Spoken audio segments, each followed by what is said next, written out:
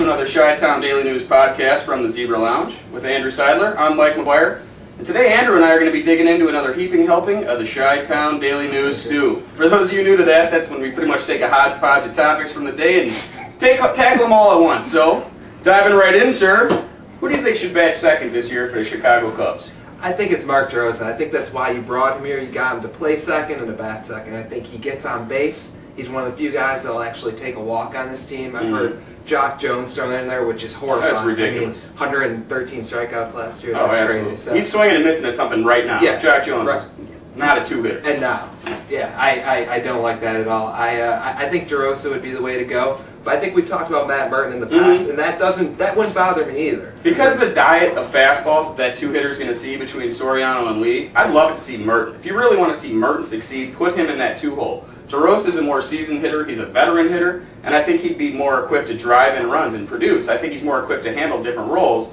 whereas Merton, with his a little bit of speed, ability to go inside out, and his ability to take pitches and make contact, he's perfectly suited for that two-hole. Yeah, I agree. I really don't think you can go wrong there, which is exciting because we haven't had a decent two-hitter in a while, a consistent one, Brian Sandberg. Yeah, and we haven't obviously had a leadoff hitter. I mean, Juan Pierre notwithstanding, that was kind of a wash at the beginning of the year. Yeah, a good half season. Yeah, good important half season once they're out of it. So, I'm excited about that. I definitely think DeRosa, though. All right, sir. Switching gears to you, John Q. Chicago. Want to see the Olympics come to Chi-Town in 2016? Please, no.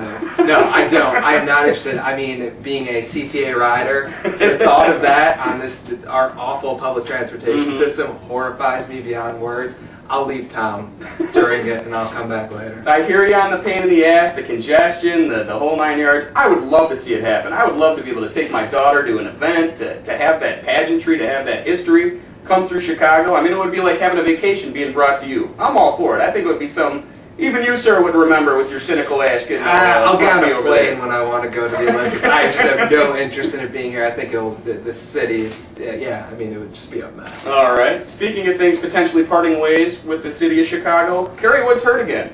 How do you feel about Mark Pryor and Kerry Wood these days, and is it time for Chicago to part ways with them? I mean, Kerry Wood, I could see it, pretty easily, unfortunately, and I like Kerry. It's had some tough luck.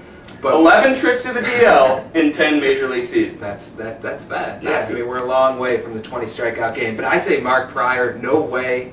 People talk about that. It's easy to say it, but then when you actually have to do it, Mark Pryor, the guy was 18-6 in his first full season. The guy is Cy Young written all over him. I know that sounds crazy when he's clocking in at 88, but I still think he's got time. I hear you. I'm going to agree with you on both of those. I think both Wood and Pryor, they're untradeable at this point. Their market value is so low.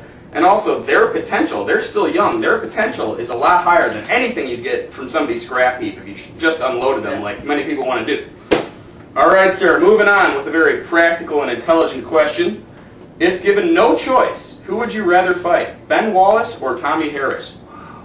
I'm going to go with Ben Wallace. I think he's a little over the hill. I don't think that right hook. I think I can dodge that one. He's taller, too. So you have been watching a lot of Bulls games this year, yeah. And, I think I could definitely take advantage. But that reach, he could just poke you down there while you're standing. I don't know if that's a good idea. Yeah, I don't know. I just don't think he has his, does he have the headband? That's the other question. Without the headband, I think that's, we're talking kryptonite. True. I think I could exploit his weakness, maybe the headbands and ankle tape, baby. Yeah, you never know where he draws his strength. I'm going to go with Tommy Harris, because I don't see myself winning either one of those fights. But Tommy Harris is a man of God, and I think he'd let me live at the end of the thing.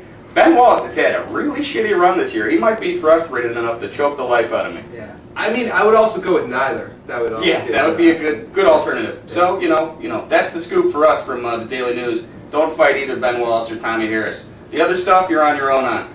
For Andrew Seidler, I'm Mike McGuire, saying thanks for joining us.